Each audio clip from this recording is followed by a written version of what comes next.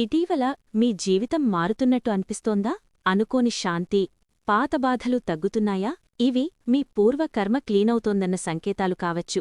1. పాత విషయాలు ఇక బాధించవు. ఒకప్పుడు బాధపెట్టిన మాటలు, వ్యక్తులు ఇప్పుడంతగా ప్రభావం చూపడం లేదు. కోపం తగ్గుతుంది.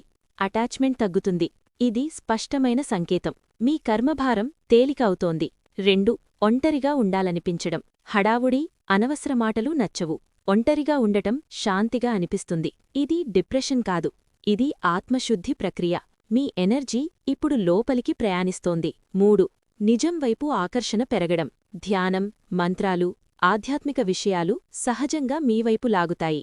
బలవంతం లేకుండా, భయం లేకుండా.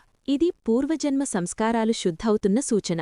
4. క్షమించగల శక్తి రావడం. మిమ్మల్ని గాయపరిచిన వారిని మనస్ఫూర్తిగా క్షమించగలుగుతారు. క్షమ అంటే బలహీనత కాదు. క్షమ అంటే కర్మ విముక్తి. ఇది అత్యంత శక్తివంతమైన సంకేతం. ఈ 4 లక్షణాలు మీలో ఉంటే మీ ఆత్మ పాత కర్మబంధాల నుంచి నెమ్మదిగా విడుదలవుతోంది. వీడియో నచ్చితే లైక్, షేర్, ఫాలో చేయండి. ధన్యవాదాలు.